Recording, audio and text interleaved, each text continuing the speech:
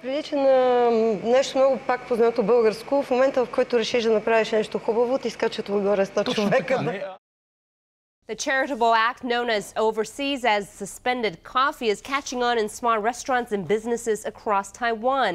The Suspended Coffee movement has reached Brisbane, and Casey Fung explains how it gives the homeless more than just a caffeine hit. Java & Co coffee shop have just launched the Suspended Coffee scheme. It's the first of its kind in Oxford and an easy way to help the homeless just by buying a cup of coffee. Висящите кафета за една седмица станаха супер хит, изместиха новините за служебното правителство, опитите в Корея. Как си обяснявате цялата тази мания? It's a remarkable tradition of social solidarity that started in Naples and is now needed there more than ever. Donating coffee is becoming the next random act of kindness as the project's Suspended Coffee hits Athens, Greece. Coffee is big business, but at this cafe in Zagreb, they're more interested in helping those who can't afford a cup. A movement called Suspended Coffee is quickly spreading through Brisbane cafes. Going viral, and I really hope it catches on. After starting this activity a week ago, we've accumulated 191 bowls of suspended noodles, and we've only given away 5 bowls. They're part of the so-called Suspended Coffee movement, where a customer pays for 2 or more drinks but takes just 1, allowing a poorer person who comes into the cafe to get their coffee for free. To give a coffee to someone we do not know is beautiful. It gets cold in winter. Get a coffee that is warm shop. Това е гаранцията, че тези 5 или 10 платени хляба ще отидат в точния човек. Only the needy should be going out there and taking the free meals. Тази идея не е само за бездомници. Между другото, едно от нещата, което ми хареса, не че аз ще го направя, защото аз съм от те, които ще ме е срам, но едно от нещата, което прочетах в на социалната мрежа, е, че това е за всеки, който може да влезе и да види и да няма да забравя 2-та си лева в джоба или 200-та си лева и да вземе едно кафе, пък следващия път, като влезе, той да купи 2 или 5 кафета. A free warm cup of coffee is becoming a symbol of social solidarity that helps restore a person's outlook on life. It's hoped that this feeling of goodwill will outlast the festive season and that the spirit of giving will stretch long into 2014. Пак казвам, хората, които имат повече от необходимото, да дадат на тези, които имат по-малко от необходимото. Което е много такъв един естествен човешки начин да направиш добро. Well, when I was passing the shop a little while ago, I saw a sign for Suspended Coffee, so I had to ask what it was. I must admit I'd never heard of it before. I thought it was a new type of skinny latte or something. Някой е чувал откъснични неща за висящо кафе, но не знае точно какво представлява. Какво е висящо кафе? Може би е хубаво да започнем откъде тръгна висящо кафе. A suspended coffee is coffee that someone has bought for somebody else, and you know it's basically suspended. It's more than coffee. Висящото кафе е една инициатива. Тръгна като благотворителна кауза, която се докосва всеки от нас, тъй като е много достъпна. Просто ти подаряваш на непознат кафе. It's paying it forward. It's basically saying thank you and showing appreciation for what you've got. Независимо от това кой е той, каква е тя, на колко е години, какво прави, с какво се занимава, ти не виждаш лицето на този човек, ти му плащаш предварително кафето. You know, something good happens to you, why don't you pay it forward? И си тръгваш с усмивка и с идея, че ти си почерпил някой непознат. В крайна сметка никой губя. Все пак някой друг решава да направи нещо добро за трето лице. Висящо кафе според мен е начин на мислене, менталитета на хората да помогнат на човек в беда или човек в нужда, а ние българите сме точно такива хора. Хората като тук не вярват. Наистина не вярват на благотворителните неща. Ти в един момент виждаш хората, които супер много искат да правят някакви добрини и ти вече започваш да вярваш, че е всеки, нали? Само заради това ти е писал.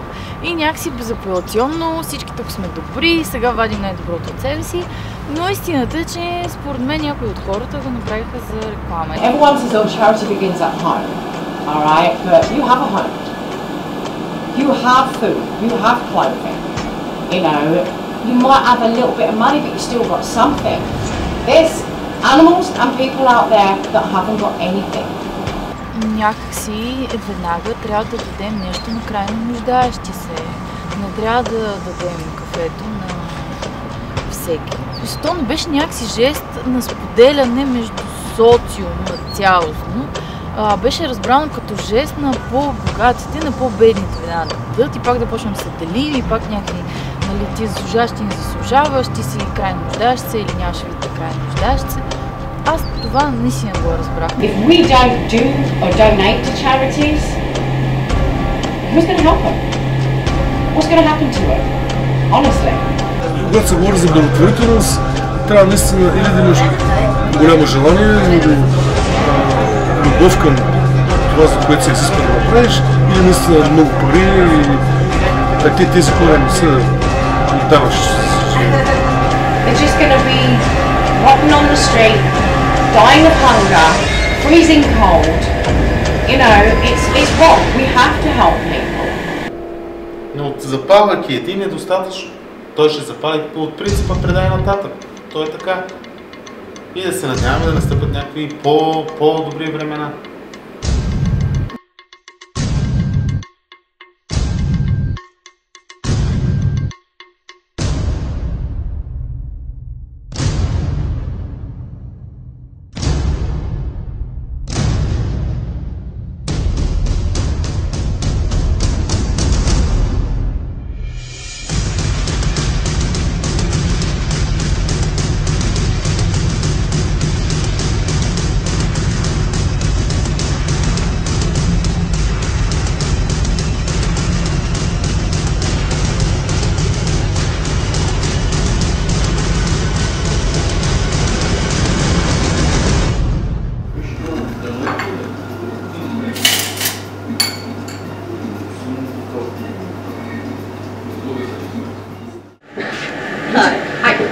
Can I get this, please? You certainly can.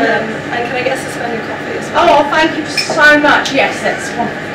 Okay. So it doesn't go in our till, it actually goes separately. Okay. So we don't have to get that. Cheers. And this is $3.2. Thank you very much. I actually read about it on Facebook the morning that Nikki started. And then when I came in at lunchtime, she just said I've started doing suspended coffees. And I actually knew what it was, otherwise I wouldn't have known if I hadn't read about it on Facebook. I actually learned about suspended coffee and just browsing through Facebook, believe it or not. Yeah? Wow. It was just browsing through Facebook. Someone had put, oh, this is amazing. But it weren't a post from this country. And I've never heard of anyone else doing it.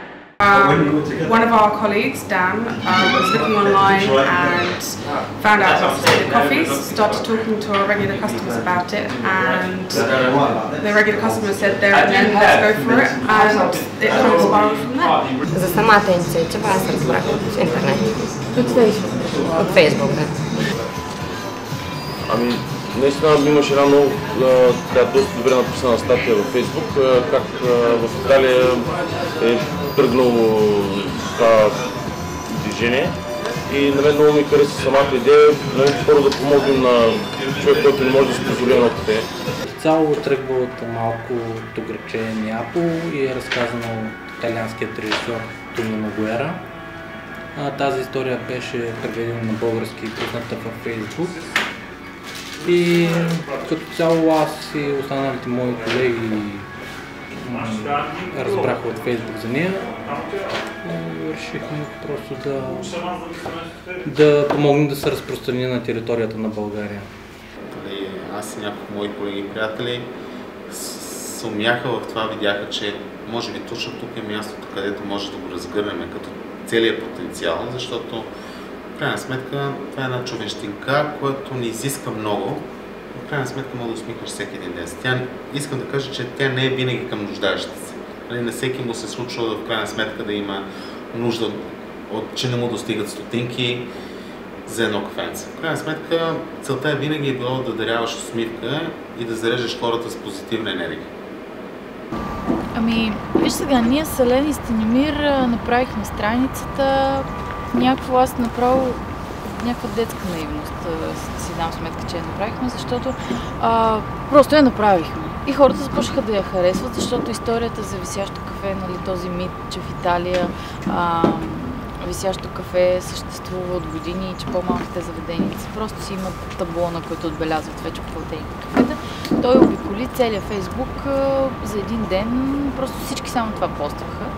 Картинки на кафе, без кафе, статуси, но всички тази история я споделяха напред-назад. И аз пуснах един статус, който написах кой ще бъде първото заведение в София, което ще предложи висящо кафе. Който ще се осмели да предложи висящо кафе. И Елен ми каза, ами айде да направим една страница и да популяризираме повече тази идея. Направихме тази страница и тя за един ден примерно имаше 10 000 лайка, което според нито една корпоративна страница няма такъв растеж, просто беше нещо страшно. Ние изобщо не можехме да им хванем дирите на тези харесвания, на тези споделяния и на всичко, което стана. И първото заведение ни писа още същия ден. Имахме желание да разпространим колкото се може повече, но начинът, по който се разви и се разпространи, надхвърли дори нашите очаквания. Въобще не сме предполагали, че ще се развие чак до толкова. Ние в един момент се събудихме, наистина осъзнахме, че всички говорят за висящо кафе, обаче ние нямаме време да го разберем, защото ние непрекъснато отговаряме на съобщенията в страницата. Ние не отваряме други сайтове, такива информационни. И знаеш, почва да ни звънят от телевизията, казват тук интервю, там интервю и ние викаме, какво стана? И аз пиша висящо кафе, примерно в четвъртия ден в Google и виждам, че висящо кафе има 400 000 резултата и аз не мога да повярвам, защото никога не съм нито една тема, която примерно аз като журналист съм развивал, не съм виждала толкова много резултати, разбираш ли? Но ние като цяло ние обичаме да сме Фейсбук революционери тук. Всяка наша битка почва и завършва в Фейсбук. И ако мога да кажа честно, така и битката с висящото кафе. Тя започна, мога да кажа, може би сме към края и завършва в Фейсбук. Suspended one as well, please.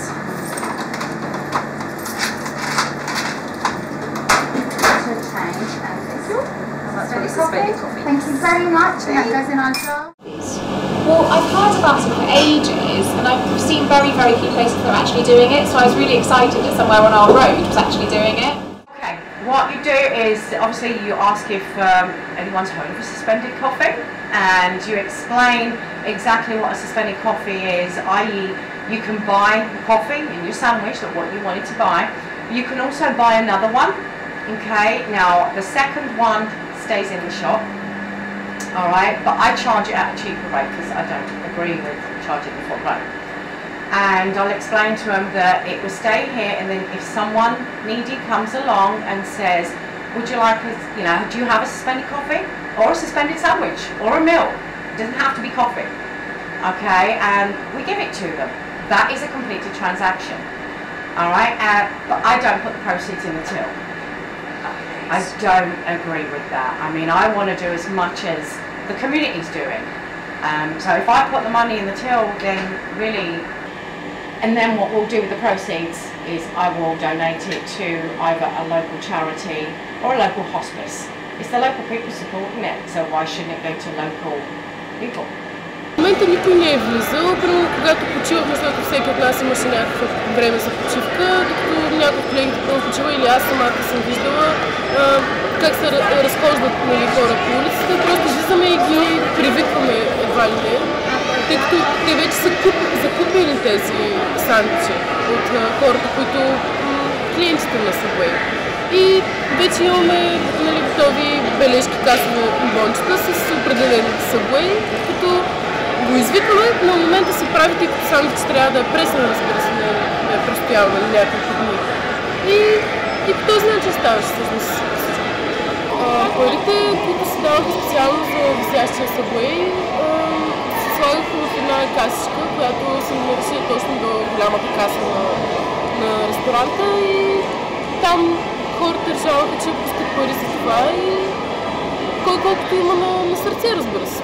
Някои пускат 20 стотинки и други 2 лева. For example, someone could come in and order 3 cups of coffee, 1 for him and 2 for the suspended coffee scheme. We would take the money for that coffee and we would then chalk it up on our suspended coffee board.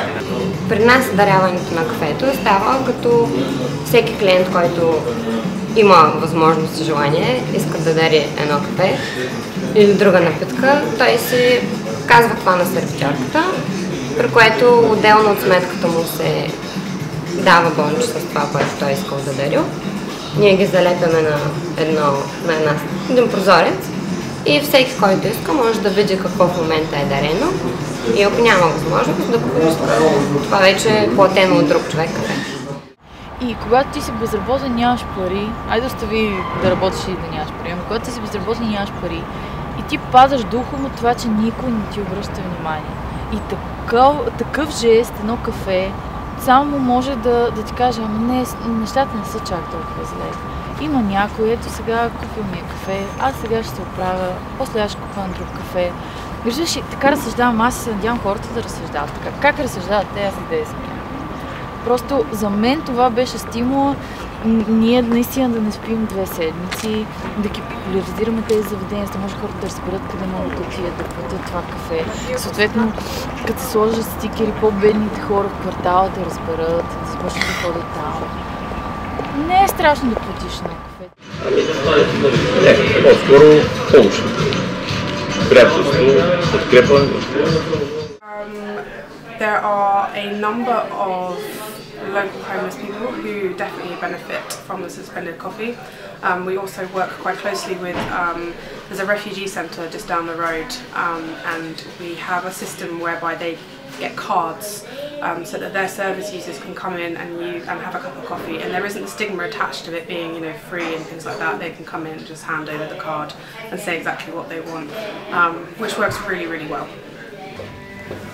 Кой печели всъщност? Печалбата е много относително понятие.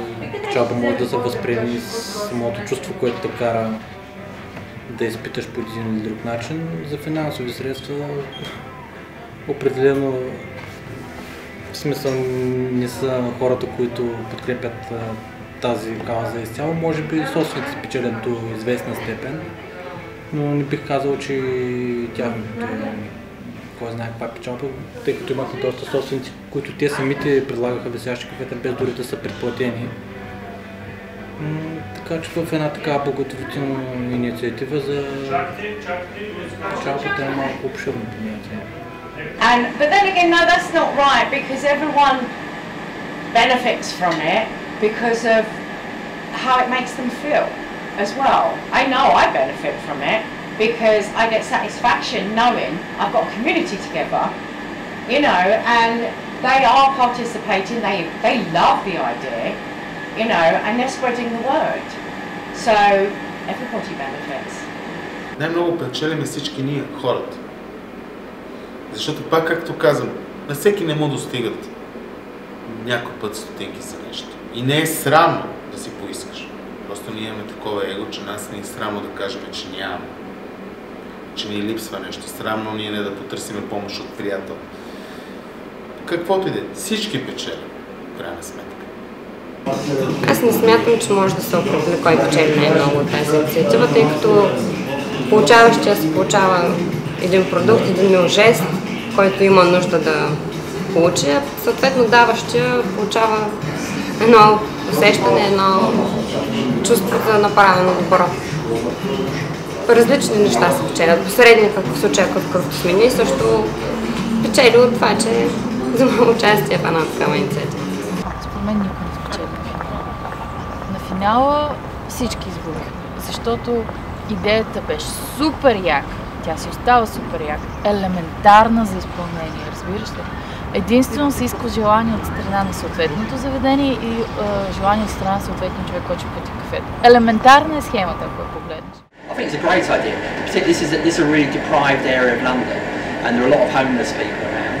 And when you know, I'm a person I do occasionally give to people in the street, but you're never sure how that money is going to be spent. And I think this is a great idea. You give it to the shopkeepers, okay, and and if a needy person comes in, they'll be getting perhaps what they wanted to give that money for in the first place. That's a great idea. Fantastic. And I think, you know, you don't have to be homeless, you don't have to be, you know, hard up on your luck.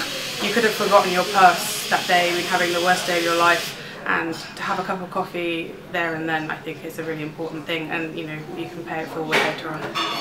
Имах едно участие в Нова телевизия и се обадих от едно заведение и казаха, не, нали, ние даваме само на много бедни. Аз казах, вие откъде знаете, че аз в момента имам в джоба си пари? Аз мога да нямам. Това, че хода нали, горе-долу при лични дрехи, означава, че не съм от 3 години безработна, а примерно само от 3 месеца. И ето тази пукнатина се появи от самото начало и мен лично много ме притесни, защото в моята глава инициативата имаше един вид. Очевидно в главата на останалите тя имаше съвсем друг формат. Тази инициативата е предназначена за абсолютно всички.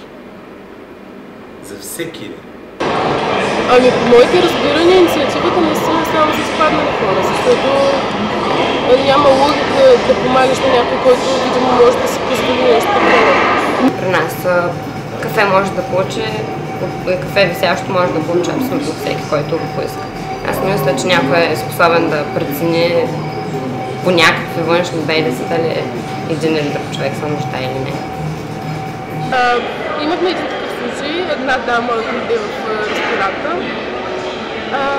която заяви, че няма възможност да си купи, но има много голямо желание нали, да опита от сандвичите, при което аз нали, погледнах, случи се аз да я обслужвам и тя изглеждаше съвсем нормална, имам предвид облечена добре, чиста най-малкото не приличаше на кошар. И аз реших да откажа, защото и казах, че инициативата са наистина за хора, които са спаднали в нужда, не за такива, които, както ти казвам, не достигат някаква тотална сума. И на мен много често не ми достигат някакви пари за някакви неща, но не ходя да се моря на продавачките. You know, if somebody comes in then what? There's no money left, you can't have one? No, that's not the point of it. You know, at the end of the day, they come in. I mean, I have a little old lady comes in and I know she's hard up for money, you know, and she really wanted a cake and she's like, well, how much? And I'm like, you know what? Have a suspended cake. You know, at the end of the day, she couldn't afford it. You know, it's not, don't get me wrong, it's not for people to come and take advantage of. Okay. You know, it is for genuinely needy people. Да, въпрос ми подава за употреби с системата, защото по този начин, ако не се беше случило аз да обслужвам някои от другите колеги, които примерно биха решили, че тя има нужда, тя би ощетила някой, който наистина има нужда всъщност. Инициативата е основно ориентирана към социално слабите, но аз мисля, че има един такъв момент, който ми харесва във висящото кафе, че дори един човек, който не може конкретно да се определи като социално слаб, в даден момент, поради някакви причини и обстоятелства, се оказва в ситуация, в която няма възможност да си позволи такива излишни екстри като кафе в заведение. Същия този човек в една малко по-различна ситуация, след време, да кажем, може да е в обратната страна, която той да дари. I'd like to buy 2 suspended coffees, please. Thank you. So that's £3. That's going to go in our jar. Thank you very much for that, darling. You're welcome. Не знам наистина точно как кошара може да рекламира подобно нещо, но все пак, според мен, това е наистина един вид пиар. Наистина има така доста голяма красива идея, нали, като висящо кафе, като помощ за някой бездомен човек, но и все пак живеем в един доста комерциализиран свят и също така може би някой е погледнал на идеята като реклама. Не смятам, че един такъв стимул бил упоръчал каквото било, защото смятам, че така както винаги лошото се излага на показ и като се случи нещо лошо, хората го споделят и се възмущават публично, така и доброто има право да бъде споделено и без значение кой си прави реклама и защо. Все пак това добро заслужава да бъде видяно от хората и да повярват в него, че все още съществува. Ние българите не сме много мнителни, си виждаме някакви скрити неща за това, което се говорим, всеки се предпазва и някой за да го направи, това е моят мнение, разбира се, и си мисля, че за да основно да изкара, не толкова да помогне, а основно да изкара някаква полза от това нещо, изгода, в посока на дали да завиши, макар и с малко дневния оборот или основно за реклама, бих казал. За да почне да се говори от уста на уста, или си какво прави, едва ли е така самарянската, така си мисля. Ами да, смятам, че една част от заведенията сигурно ползват инициативата като вид реклама, но това пак е една определена категория заведения.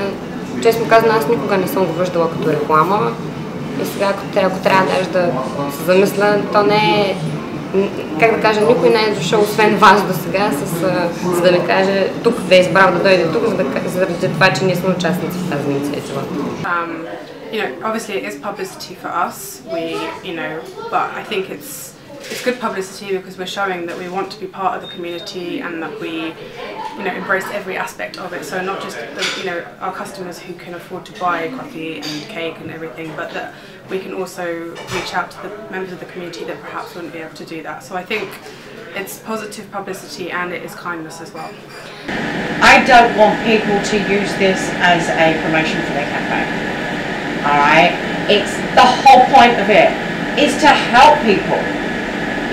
Is to get the community, okay, the government ain't doing much, so get the community to do it. And everyone pulling together and making the needy feel like part of something. It's not for profit. That's why I don't keep the money. I won't keep the proceeds. Obviously, I'm a business, I'll cover my costs and that's it. The rest will go to another needy cause because I have to do the same.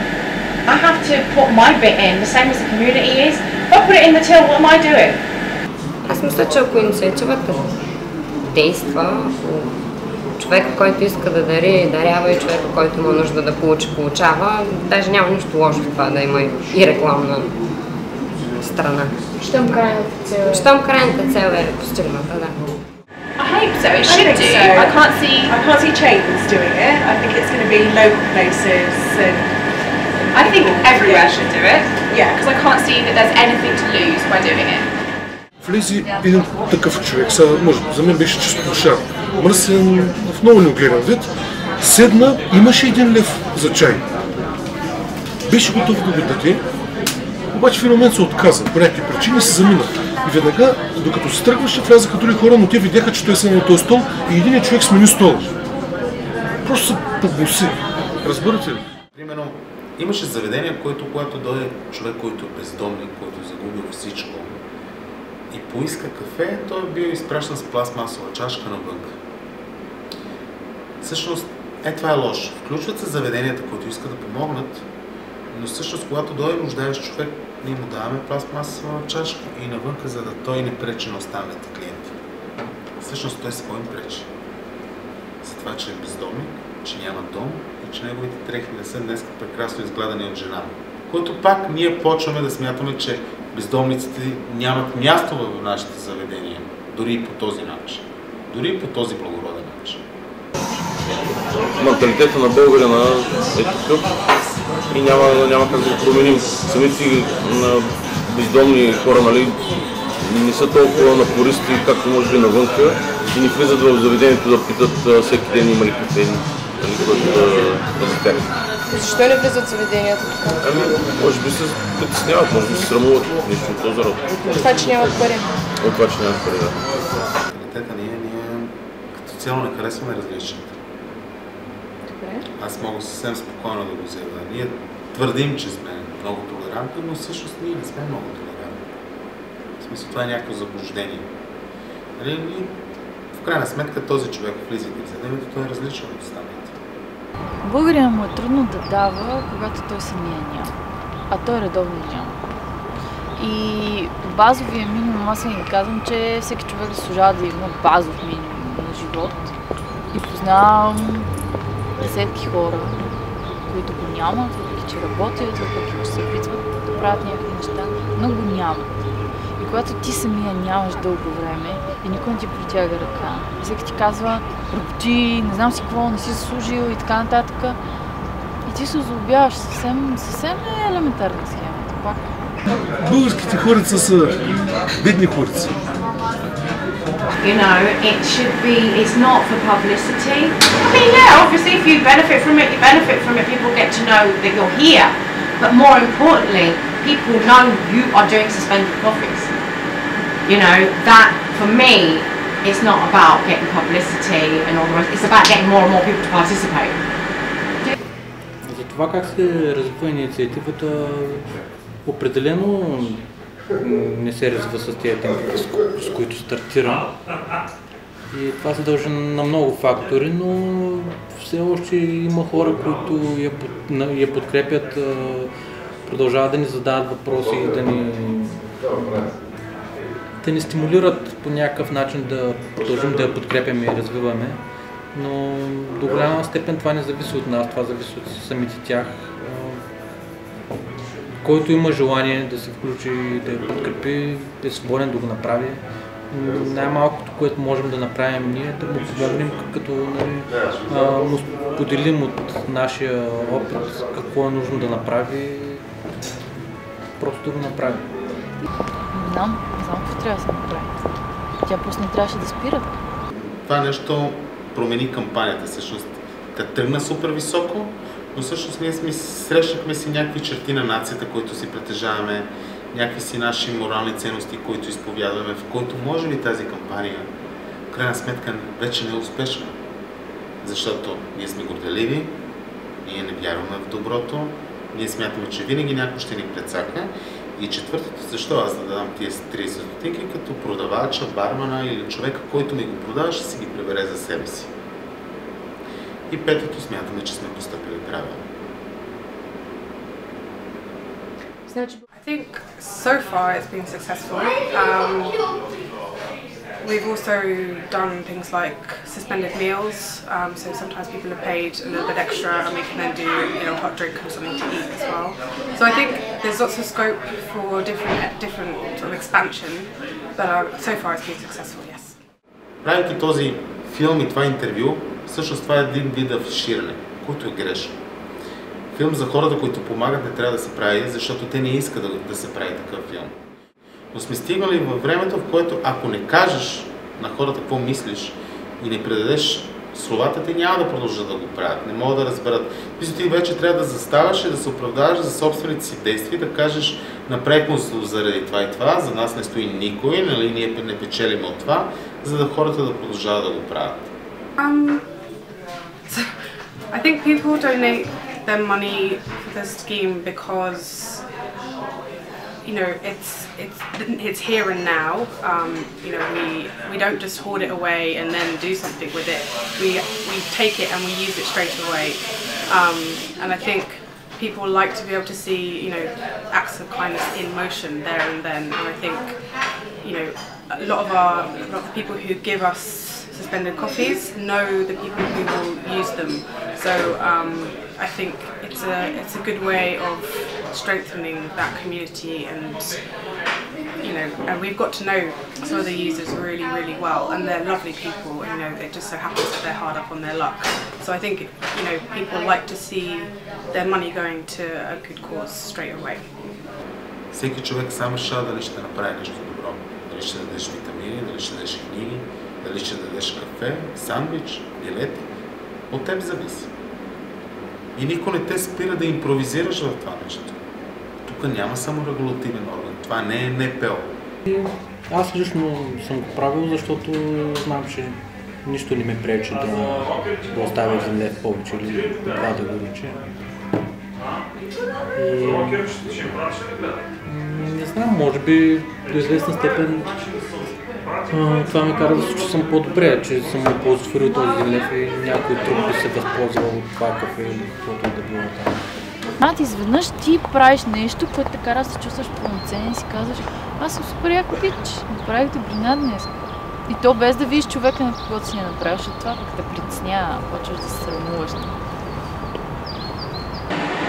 It just makes me feel like I'm giving it back, I'm giving something back because I'm fortunate enough to have this, and I can't stand the thought of somebody out there is hungry, nobody's doing anything about it, so I wanted the community to get involved with something, and believe it or not, they're amazing.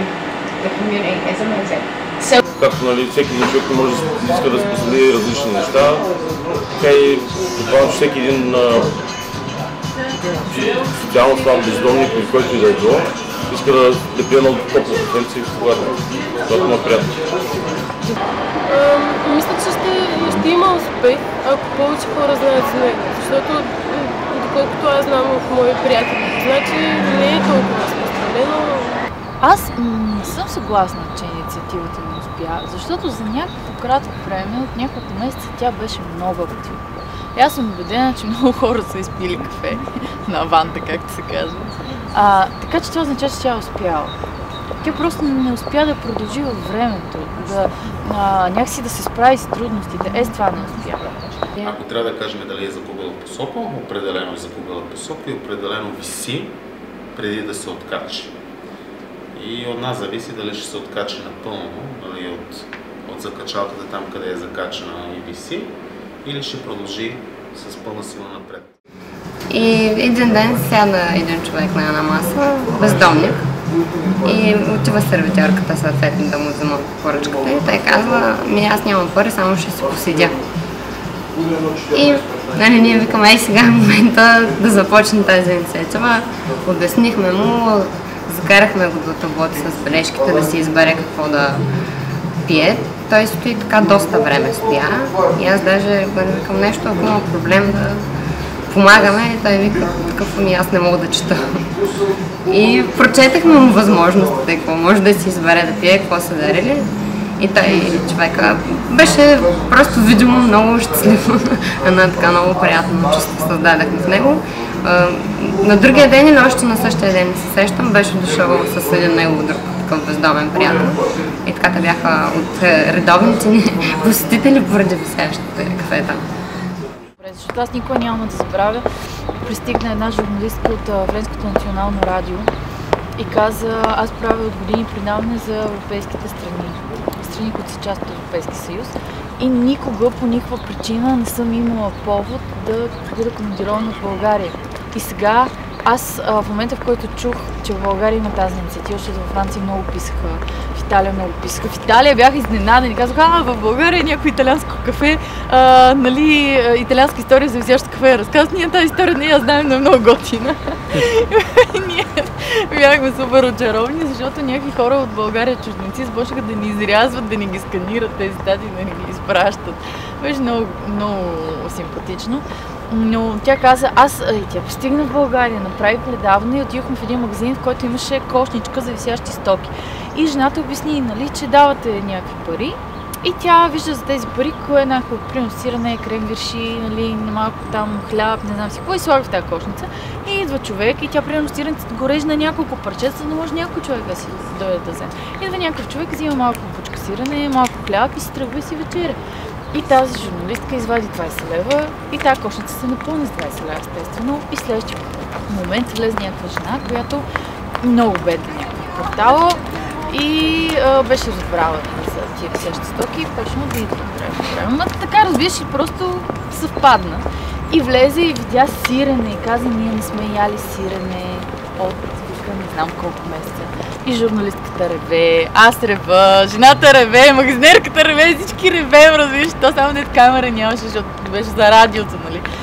И някакъв жесток рев от това, че на тази журналистка 20 лева, разбираш, и да не е сигурно, не знам колко се командироваш до България. Тоест за нея това е толкова, обаче за жената това е нещо огромно.